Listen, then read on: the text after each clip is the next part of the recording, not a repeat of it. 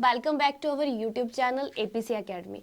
Last class में हमने discuss किया था टीचिंग मेथड्स के बारे में और आज हमारा जो टॉपिक रहेगा वो रहेगा आपका teaching learning materials. It means कि एक सिंपल तरीके में अगर बात करें तो आज हम पढ़ेंगे टीचिंग एड्स के बारे में कि टीचिंग लर्निंग प्रोसेस में किस किस तरह का टीचिंग मटेरियल यूज़ किया जाता है। तो चलिए शुरू करते हैं हम आज का टॉपिक। आज के टॉपिक में हम पढ़ेंगे टीचिंग लर्निंग मटेरियल के बारे में कि टीचिंग लर्निंग मटेरियल का मतलब होता क्या है। तो सबसे पहले मुझे बता देंगे ऑडियो वीडियो क्लियर है या नहीं है। क्लियर है, ओके। टीचिंग लर्निंग मटेरियल को शुरू से शुरू करते हैं हम यहाँ पर। टीचिंग लर्निंग मटेरियल के बारे में अगर बात करें तो टीचिंग लर्निंग मटेरियल को कहा जाता है इंस्ट्रक्शनल मटेरियल। इट मीन निर्देशक विषय वस्तु इसे कहा जाता है। अब देखिएगा, टीचिंग लर्निंग मटेरियल जो है वो आपका सिंपली क्या है, एक टीचिंग एड है जो टीचर के द्वारा जो है वो क्लासरूम में जो है वो यूज की जाती है अपने कॉन्सेप्ट को समझाने के लिए। टीचिंग लर्निंग मटेरियल के बारे में क्या कहा कि ये एक टूल्स है जिसका यूज किया जाता है टीचर के द्वारा लर्नर की हेल्प करने के लिए, उसे कॉन्सेप्ट को पढ़ाने के लिए एक आसान तरीके से, मतलब आसान तरीके से लर्नर को कॉन्सेप्ट किस तरह से समझाया जा सकता है उस चीज को प्रेजेंट करने के लिए टीचर के द्वारा टीचिंग लर्निंग मटेरियल को यूज किया जाता है इन द क्लासरूम। दूसरी बात क्या कही कि टीचिंग लर्निंग मटेरियल का जब भी यूज किया जाता है तो वो क्लासरूम में क्या करता है, एक फ्रेशनेस और नोवेलिटी को प्रेजेंट करता है। मतलब एक क्लास जो है वो नया रूप ले लेती है और उसमें जो है वो फ्रेशनेस मतलब ताजगी जो है वो महसूस होती है। मतलब क्लास इतना इंटरेस्टिंग हो जाता है कि उसमें ऑटोमेटिकली फ्रेशनेस और नोवेलिटी जो है वो इंक्रीज हो जाती है। तीसरा पॉइंट क्या बताया कि जो हमारी टीचिंग लर्निंग मटेरियल होते हैं वो कैन बी बाउट और मेड इजीली, मतलब चाहे वो सीखने वाला है चाहे वो पढ़ाने वाला कोई टीचर हो तो उस टीचर के द्वारा वो आसानी से हैंडमेड तरीके से बनाए भी जा सकते हैं और आसानी से हम उन्हें किसी शॉप पे जाके, स्टेशनरी की शॉप पे जाके आसानी से खरीद भी सकते हैं। अब क्या कहा कि जो हमारा टीचिंग लर्निंग मटेरियल है क्लासरूम में उसकी भूमिका क्या है, मेन रोल क्या वो प्ले करता है। तो क्या कहा कि जो टीचिंग लर्निंग मटेरियल है इसकी जो भूमिका है वो क्या करेगा, make a learning real, practical and fun for children. मतलब हमारी जो लर्निंग प्रोसेस है, मतलब टीचिंग जो लर्निंग प्रोसेस है, टीचर स्टूडेंट का जो रिलेशनशिप है, उनके बीच का जो कम्युनिकेशन है उसको क्या करता है, वास्तविक बनाता है। एक रियल तरीके, प्रैक्टिकल तरीके से पढ़ाया जाता है, वहां के एनवायरनमेंट को रियल बनाता है, व्यवहारिक बनाता है और फन फॉर चिल्ड्रन मतलब बच्चों को एक मनोरंजक तरीके से पढ़ाया जाता है। तो अगर यहाँ तक आप लोगों को क्लियर है हिंदी और इंग्लिश दोनों तरीकों में तो यस और नो में मुझे रिस्पॉन्स कर दीजिए फटाफट। फिर हम बात करेंगे हमारे नेक्स्ट पार्ट की। यस और नो यहाँ तक ओके है, ठीक है। इसके बाद अगर हम बात करें हमारे टीचिंग लर्निंग मटेरियल के बारे में तो यहाँ पर हमारे पास नेक्स्ट आता है strategies for effective teaching learning material, कि हम टीचिंग लर्निंग मटेरियल का जब यूज करते हैं तो उसे इफेक्टिव तरीके में कैसे यूज करेंगे, उसके लिए हम क्या रणनीतियां जो है वो अपना सकते हैं।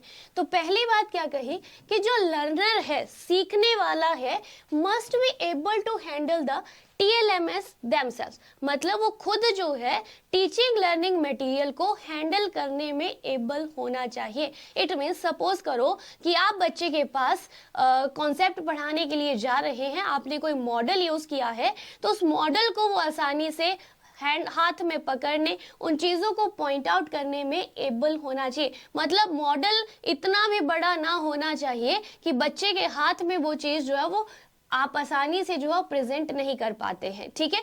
उसके बाद दूसरा क्या कहा, there should be variety, wide range of teaching learning material. आप अगर आज क्लासरूम में जा रहे हैं तो आज आपने यूज किया कोई चार्ट बच्चों को पढ़ाने के लिए, तो जरूरी नहीं है कि आप डेली कॉन्सेप्ट को पढ़ाने के लिए चार्ट ही यूज करें।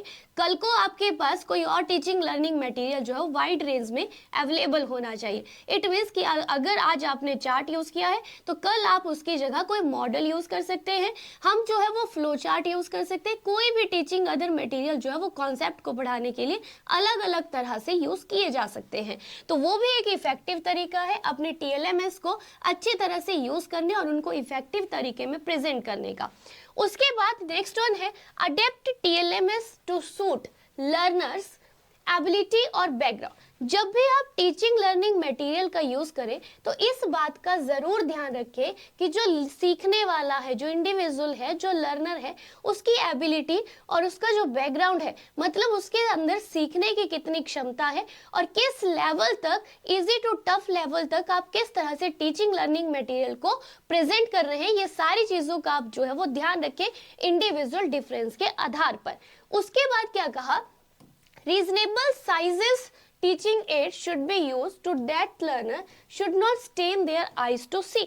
अब क्या कहा कि बच्चों के लिए ऐसा ना हो कि आप एक छोटा मॉडल यूज कर रहे हैं और क्लास में आप एक फ्रंट पे खड़े हो गए हैं।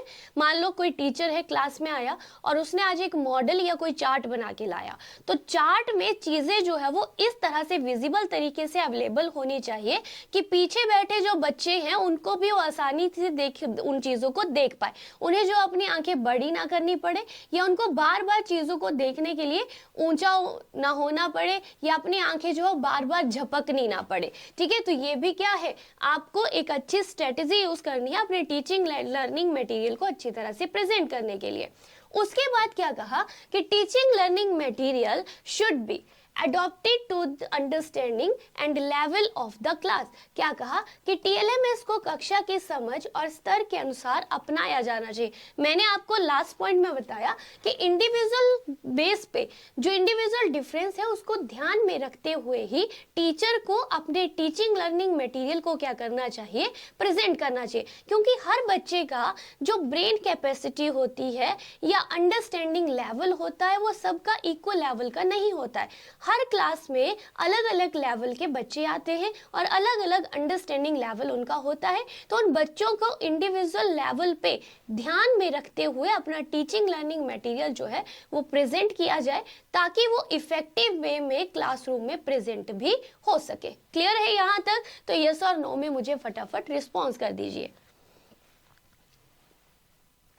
यहां तक अगर क्लियर है तो फटाफट मुझे रिस्पॉन्स कर दो यस और नो में। ठीक है, ओके। अब हम बात करेंगे हमारे कि टीचिंग लर्निंग मटेरियल का जब यूज किया जाता है तो वो किस तरह से हमारे लिए यूजफुल होती है, एक टीचर के लिए भी और एक स्टूडेंट के लिए भी। तो नेक्स्ट पार्ट में हम डिस्कस करेंगे use of teaching learning material. Use of teaching learning material. अब देखिएगा, पर्पस ऑफ यूजिंग TLMS मतलब टीचिंग लर्निंग मटेरियल का जब यूज किया जाता है तो उसके फायदे क्या क्या हैं, वो किस तरह से हमारे क्लासरूम में हमारी टीचिंग लर्निंग प्रोसेस को इफेक्टिव बनाता है। तो क्या कहा, सबसे पहला पॉइंट जो आता है, टू मोटिवेट लर्न, मतलब जो बच्चा सीखने वाला है उसे क्या करता है, अभिप्रेरित करता है। जब हम एक टीचिंग लर्निंग मटेरियल को एक इफेक्टिव वे में प्रेजेंट करेंगे तो जो बच्चे हैं उस चीज को सीखने के लिए रेडी हो जाते हैं, मतलब इंटरेस्टिंग तरीका होगा तो डेफिनेटली जो बच्चे हैं वो क्या हो जाते हैं, चीजों को सीखने के लिए रेडी होते हैं।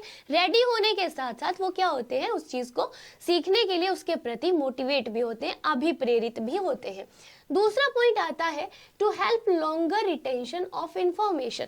इट मीन्स कि जब आप चीजों को ऑडियो प्लस विजुअल तरीके से अच्छी तरह से प्रेजेंट करेंगे तो वो बच्चों को ज्यादा टाइम तक चीजों को, नॉलेज को याद रखने में क्या करती है, हेल्प करती है। मतलब अगर आप थ्योरेटिकल चीजों को पढ़ाएंगे तो शायद बच्चे उस चीज को उतने टाइम तक याद ना रख पाए, लेकिन जब आप थ्योरेटिकल के साथ साथ उन्हें प्रैक्टिकल पिक्टोरियल तरीके से उन चीजों को सामने उनके प्रेजेंट करेंगे। सपोज करो कि आप हिस्ट्री का कोई टॉपिक पढ़ा रहे हैं, ताजमहल के बारे में बता रहे हैं, राम मंदिर के बारे में बता रहे हैं, अभी रिसेंट जो है वो 20 आपके जैन में जो है वो क्या हुआ था, राम मंदिर की स्थापना की प्राण प्रतिष्ठा जो है वो मोदी जी के द्वारा करवाई गई। मतलब अब जब नेक्स्ट जनरेशन को, छोटे छोटे जो बच्चे हैं उनको राम मंदिर के बारे में जब पढ़ाया जा रहा है तो उसका पिक्चर भी आप साथ में वहां पर क्या कर सकते हैं, प्रेजेंट कर सकते हैं। अब उनके दिमाग में जब वो चीजें सुन रहे हैं तो सुनने के साथ साथ उनके दिमाग में क्या रहेगा कि हमने राम मंदिर को देखा भी है, राम मंदिर की इमेज भी उनके दिमाग में क्या होगी, बनी रहेगी। तीसरा पॉइंट आता है facilitate holistic learning. Facilitate holistic learning का मतलब हुआ कि हमारे जो कंप्लीट टीचिंग लर्निंग प्रोसेस है, समग्र शिक्षा प्रणाली जो है या हमारी जो शिक्षण अधिगम प्रक्रिया है उसे क्या किया जाता है, सुगम बनाया जाता है, आसान तरीके से उसे प्रेजेंट किया जाता है। उसके बाद क्या कहा कि ये जो टीचिंग लर्निंग मटेरियल है हमारे, ये क्या करते हैं, help in organising classroom teaching, कि मतलब हमारा जो क्लासरूम है उसे एक व्यवस्थित तरीके में रखने में, व्यवस्थित तरीके में प्रेजेंट करने में, बच्चे जो है वो हल्ला गुल्ला क्लास में ना करें, कॉन्सेप्ट के ऊपर अच्छी तरह से कंसंट्रेशन करें, तो अच्छी तरह से क्लासरूम को ऑर्गेनाइज करने में भी ये हमारी क्या करते हैं, हेल्प करते हैं। आप अगर एक बोरिंग तरीके से क्लासरूम में आ रहे हैं, पढ़ा रहे हैं और थोड़ा बहुत बच्चों के साथ इंटरेक्शन कर रहे हैं और जा रहे हैं, तो हो सकता है कि कल वाली क्लास में बच्चे आपकी क्लास में इंटरेस्ट दिखाना क्या कर दें, बंद कर दें। तो आप जब भी क्लास में आए तो सबसे पहला क्या होता है कि क्लास जो है वो टीचर के कंट्रोल में होनी चाहिए, मतलब बच्चे टीचर के प्रति क्या होने चाहिए, कॉन्सेंट्रेट होने चाहिए, रेडी होने चाहिए, उस चीज़ को सीखने के लिए उनके अंदर विल पावर होनी चाहिए। तो वो कैसे होगी, जब आप अच्छी इफेक्टिव टीचिंग लर्निंग मटेरियल का यूज करेंगे अपने क्लासरूम को ऑर्गेनाइज करने में। उसके बाद क्या कहा, फैसिलिटेट चेंज इन एटीट्यूड, क्या करता है हमारा टीचिंग लर्निंग मटेरियल दृष्टिकोण में परिवर्तन को सुगम बनाने में भी हमारी हेल्प करता है। मतलब बच्चे का जो नेगेटिव एटीट्यूड है उसे हम किस तरह से पॉजिटिव एटीट्यूड में कन्वर्ट कर सकते हैं, उसमें भी एक टीचर की हेल्प करता है टीचिंग लर्निंग मटेरियल। किसके लिए, स्टूडेंट के लिए। Is it clear, 5 point clear है तो यस और नो में मुझे बता दीजिए। ठीक है, इसके बाद 6 पॉइंट क्या आता है, प्रैक्टिकल एप्लीकेशंस। मतलब आपके जो प्रैक्टिकल सब्जेक्ट्स होते हैं उनको जितना ज़्यादा आप प्रैक्टिकल परफॉर्म करेंगे उतने ही ज़्यादा वो क्या होते हैं, इफेक्टिव होते हैं। तो क्या कहा, व्यवहारिक अनुप्रयोग करके, मतलब आप मान लो प्लांट्स के पार्ट्स के बारे में बच्चे को पढ़ा रहे हैं, एनिमल के पार्ट्स के बच्चे को पढ़ा रहे हैं, या ह्यूमन बॉडी के पार्ट्स के बारे में बच्चे को पढ़ा रहे हैं, तो अगर आप उनको वो चीज़ें प्रैक्टिकल तरीके से पढ़ाएंगे तो प्रैक्टिकल तरीके को प्रेजेंट करने के लिए भी जो टीचिंग लर्निंग मटेरियल है आपके वो क्या होते हैं, यूजफुल होते हैं।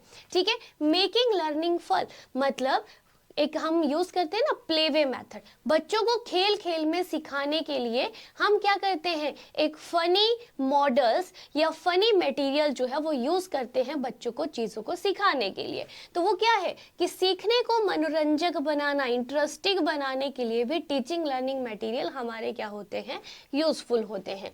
नेक्स्ट हमारे पास आता है कॉन्सेप्ट फॉर्मेशन। देखो हम क्या करते हैं, स्टोरी टेलिंग मेथड या प्लेवे मेथड का यूज करते हैं, या हमारे टीचिंग लर्निंग मटेरियल मॉडल हो गया, कंप्यूटर हो गया, कोई ऑडियो वीडियो सीडी हो गई, ठीक है, टेलीविज़न हो गया, रेडियो हो गया, चार्ट हो गया, ब्लैक बोर्ड राइटिंग हो गई, ये सारे मटेरियल जो है वो यूज़ करते हैं अपनी टीचिंग लर्निंग प्रोसेस में। किस बात के लिए, किस बात के लिए, बच्चे को उस कॉन्सेप्ट को अच्छी तरह से सिखाने के लिए।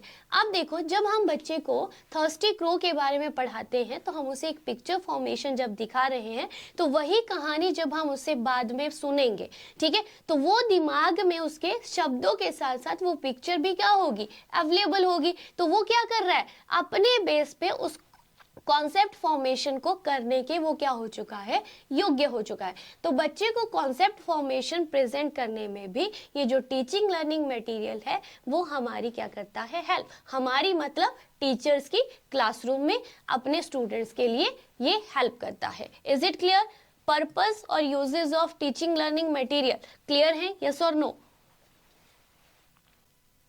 पर्पस और uses of teaching learning material clear है आप लोगों को, यस और नो।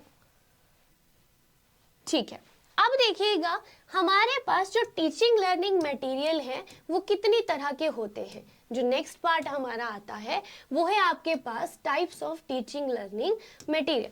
हमने बहुत बार अपने बीएड या जेबीटी के जो ट्रेनिंग्स हमने की हुई हैं उनमें हमने पढ़ा हुआ है कि ऑडियो विजुअल एड्स का यूज़ करना है, चार्ट यूज़ करने हैं, मॉडल यूज़ करने हैं, लेकिन इन एड्स को किस तरह से प्रेजेंट किया जाता है, किसके अंडर ये आती है, अब वहाँ वो चीज़ें हम पढ़ेंगे कहाँ पर, अपने types of teaching learning material.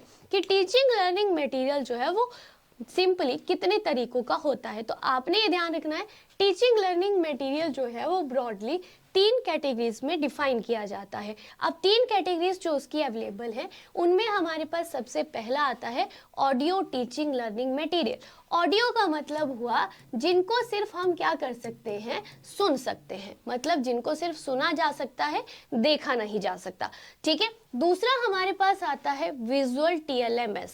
अब विजुअल का मतलब हुआ दृश्य। अब जब चीजों को दिखाया जाएगा तो दिखाने के बेस पे उनमें जो है वो ऑडियो प्रेजेंट नहीं है। सपोज करो कि आपने क्या कर लिया, एक चार्ट यूज कर लिया, तो चार्ट को सिर्फ देखा जा सकता है, उसमें से कोई ऑडियो जो है वो प्रोड्यूस नहीं हो रही है, तो उन मटेरियल्स को क्या कहा जाएगा, विजुअल TLMS जो है वो उनको कहा जाएगा। थर्ड आते हैं आपके जो ऑडियो भी होंगे प्लस जो है वो वीडियो भी होंगे। सपोज करो कि आप क्या कर रहे हैं, महात्मा गांधी के बारे में बता रहे हैं, तो महात्मा गांधी के बारे में जब आपने बताना है तो आपने क्या किया, उनकी एक फिल्म जो है वो दिखा दी। अब फिल्म में क्या होगा कि उनकी पिक्चर के साथ साथ उनके साथ जो एक्टिविटी परफॉर्म हो रही है उसकी जो है वो ऑडियो भी क्या है, अवेलेबल है, कि वो बोल क्या रहे हैं, काम तो कर रहे हैं बट वो ऑडियो भी आपके पास अवेलेबल है।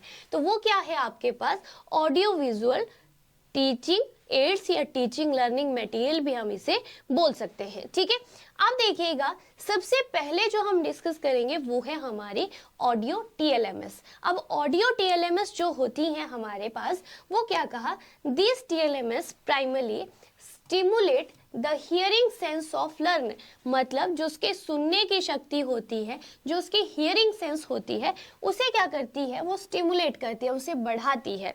मतलब ये जो हमारी टीचिंग एड होती है ऑडियो, इनमें क्या क्या चीजें आती हैं, वॉइस आती है, टेलीफोनिक वॉइस आती है, ठीक है, कन्वर्सेशन आता है, जैसे मैं और आप क्या कर रहे हैं, बात कर रहे हैं। सपोज करो मैं PPT का यूज ना करके आपको कॉन्सेप्ट को सिर्फ ऑडियो तरीके से पढ़ा रही हूँ, तो वो क्या है हमारे पास, ऑडियो सिस्टम है। ठीक है, उसके बाद है हमारे पास ऑडियो डिस्क, ठीक है, ग्रामोफोन हो गया, रिकॉर्डर हो गया, रेडियो ब्रॉडकास्ट हो गए। तो ये सारे जो एग्जाम्पल हैं आपके वो किसके हैं, ऑडियो TLMS के। आपने ऑडियो TLMS में सिर्फ क्या ध्यान रखना है, उनके एग्जाम्पल ध्यान रखने हैं। क्लियर हो गया यहां तक, यहां तक ओके है, ऑडियो TLMS ओके है, ठीक है। इसके बाद हमारे पास जो दूसरा पार्ट आता है वो है हमारे पास विजुअल TLMS। अब विजुअल TLMS की बात करें तो मैंने कहा कि विजुअल TLMS कौन होते हैं, जिनको हम सिर्फ और सिर्फ देख सकते हैं। लेकिन ये जो विजुअल TLMS होते हैं ये फर्दर जो है वो आगे 2 पार्ट्स में डिवाइड करते जाते हैं। मतलब क्या कहा, विजुअल TLMS ऑफ 2 टाइप्स, ठीक है, इसमें सारे कंबाइन किए गए हैं। जैसे आपकी टेक्स्ट बुक है, मैगजीन्स है, न्यूज़पेपर है, डॉक्यूमेंट्स है, क्लिपिंग है, डुप्लीकेटेड रिटन मटेरियल है, प्रोग्राम्ड मटेरियल है, ये सारे आपके एग्जाम्पल है विजुअल के। लेकिन फर्दर अगर बात करें तो ये जो विजुअल टीचिंग लर्निंग मटेरियल है इसको 2 पार्ट्स में डिवाइड किया जाता है। एक आता है पिक्टोरियल, इसे हम बोल सकते हैं प्रोजेक्टेड, एक आता है आपके पास नॉन प्रोजेक्टेड, मतलब इसे हम क्या बोल सकते हैं, प्रक्षेपी जो शिक्षण सामग्री है, और दूसरा है आपके पास वो आ गया आपका अप्रक्षेपी शिक्षण सामग्री, मतलब जो नॉन प्रोजेक्टेड है। अब देखो ये जो नॉन प्रोजेक्टेड है इसको आगे फर्दर 2 पार्ट्स में डिवाइड किया गया है। नॉन प्रोजेक्टेड जो होते हैं वो भी 2 तरह के होते हैं। एक होते हैं 2 डायमेंशनल, ठीक है, आपने 2 डायमेंशनल और 3 डायमेंशनल के बारे में पढ़ा होगा, ठीक है, 2 डायमेंशनल और 3 डायमेंशनल। क्लियर हो गया। अब हम इनको आगे डिटेल में डिस्कस करेंगे। प्रोजेक्टेड के अंडर कौन से आएंगे, नॉन प्रोजेक्टेड के 2 डायमेंशनल में क्या होगा और 3 डायमेंशनल में क्या रहेगा, ठीक है।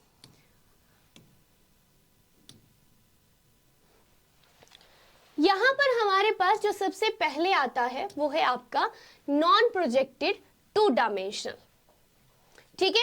नॉन प्रोजेक्टेड 2 डायमेंशनल मतलब यहां पर हमारे पास हम पहले बात कर रहे हैं नॉन प्रोजेक्टेड टीचिंग मटेरियल के बारे में, ठीक है। तो नॉन प्रोजेक्टेड के 2 पार्ट्स हैं जिनमें हमारे पास है नॉन प्रोजेक्टेड 2 डायमेंशनल और non projected 3 dimensional. Non projected 2 dimension में जैसे हमारा ब्लैक बोर्ड राइटिंग, ठीक है, ड्राइंग चार्ट्स, जो हम चार्ट्स यूज करते हैं, जो हमारे पोस्टर्स है, मैप्स हैं, मैप्स के द्वारा आप पढ़ते हैं, उन्हें क्या कहा जाता है? Non projected 2 dimensional visual aids उनको कहा जाता है। अब बात करें अगर 3 डायमेंशनल्स की, तो 3 डायमेंशनल में हम यूज करते हैं मॉडल्स। अब देखो, जो मॉडल बना होगा उस पे जो चीजें हैं वो उभरी हुई होती हैं, उभरी हुई होती है ना, जो चीजें हैं वो उभरी हुई होती हैं ना, देखा ना। मॉडल जो हम बनाते हैं उसके ऊपर हम चीजें जो है वो अलग करके चिपका दे, ताकि वो हमें क्या हो, हाईलाइटेड एरिया जो दिखाया जाता है, ठीक है। तो वो क्या होते हैं? आपके 3 डायमेंशंस है। उसके अंदर आपके पास क्या आते हैं? रिलीफ मैप आते हैं। आपका जो ग्लोब है वो भी क्या है? 3 डायमेंशनल है, ठीक है। इसके बाद जो इसका दूसरा टाइप है वो है प्रोजेक्टेड, प्रक्षेपी।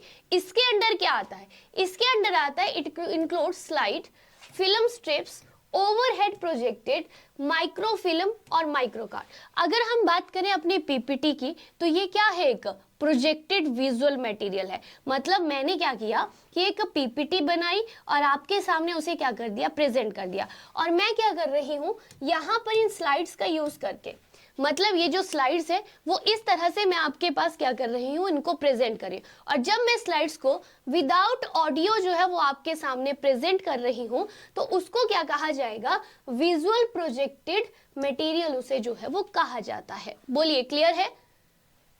विजुअल, नॉन प्रोजेक्टेड और projected teaching learning material, is it clear? ठीक है। तो इनके अंदर आपने सिर्फ इनके एग्जाम्पल ध्यान रखने हैं, ज्यादा आपको ये ध्यान रखना है कि कितने टाइप्स का होता है। फर्दर विजुअल के 2 टाइप्स हैं, प्रोजेक्टेड और नॉन प्रोजेक्टेड। अब आगे भी प्रोजेक्टेड और नॉन प्रोजेक्टेड में हमारे पास क्या आता है? नॉन प्रोजेक्टेड का 2 डायमेंशनल, नॉन प्रोजेक्टेड का 3 डायमेंशनल और एक सिंपल प्रोजेक्टेड। क्लियर है? तो इसके अंदर क्या क्या एग्जाम्पल आपके पास आते हैं? सपोज करो कि आपको पूछ लिया कि जो ग्लोब है आपका वो किस तरह का टीचिंग लर्निंग मटेरियल है, तो आपके पास आएगा option audio video, audio video. तो ये क्या है? विजुअल है सिर्फ, लेकिन विजुअल में भी कौन सा है आपका? विजुअल में है नॉन प्रोजेक्टेड, और नॉन प्रोजेक्टेड के अंदर भी कैसा है आपका? 3 डायमेंशनल है। क्लियर हो गया? तो ग्लोब आपके पास क्या हुआ? 3 dimensional visual non projected teaching learning material. Question clear हो गया? कैसे एग्जाम में पूछा जा सकता है आप लोगों को?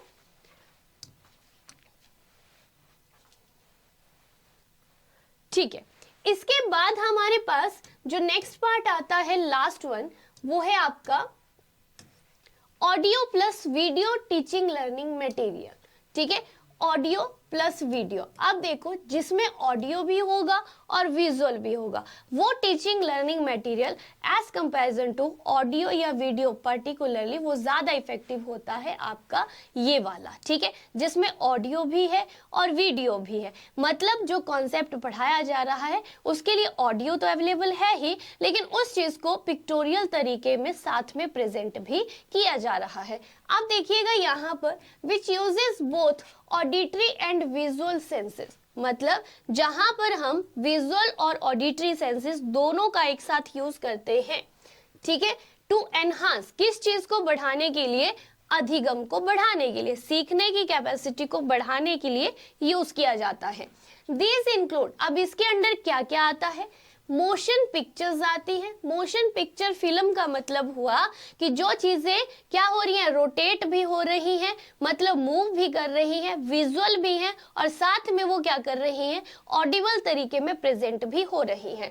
ठीक है, आपका जो टेलीविजन है वो भी क्या है? एक ऑडियो विजुअल एड है। आपने देखा होगा कोई एजुकेशनल प्रोग्राम जो है वो आपके टीवी चैनल पे चलाए जाते हैं। ठीक है, तो वो विजिबल भी है और ऑडिबल भी है। इट मीन्स कि वो क्या हुए आपके पास? ऑडियो विजुअल एड का एग्जाम्पल हुआ। इसके अलावा हम बाकी के एग्जाम्पल, वीडियो डिस्क या कैसेट्स जो यूज करते हैं। ठीक है, पहले क्या होता था कि घर में कोई फंक्शन होता था तो वीडियो रिकॉर्ड करवाई जाती थी, आज भी ऐसा ही होता है, लेकिन पहले जो है वो सीडीज बनवाई जाती थी ना पहले। वीसीआर होते थे, वीसीआर खरीदा जाता था, एक लंबी सी कैसेट्स बनवाई जाती थी, फिर उनको जो बाद में रिकॉर्ड किया जाता था। अब क्या होता है? अब तो मैक्सिमम लोग पेन ड्राइव में ही उनको ले लेते हैं या सीडीज बनाई जाती हैं। ठीक है, अब क्या है हमारे पास, slide tape presentation, multimedia, computer. ये सारे जो एग्जाम्पल हैं आपके, ये किस चीज के हैं, audio visual teaching learning material. ये वाला टॉपिक हमारा यहाँ पर कवर होता है, that is your teaching learning material.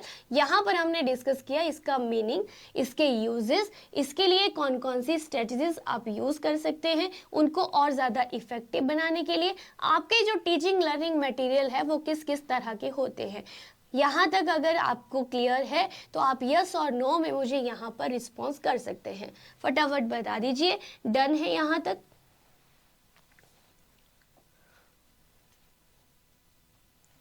ठीक है, इसके बाद कल वाली क्लास में हम डिस्कस करेंगे हमारा नेक्स्ट टॉपिक जो आपका पीजीटी के लिए यहाँ पर असाइन किया गया हुआ है आपके पीजीटी के सिलेबस में। क्लियर है? मिलते हैं अब हम कल वाली क्लास में। तब तक के लिए आप लोगों को सभी को have a nice day and thank you everyone.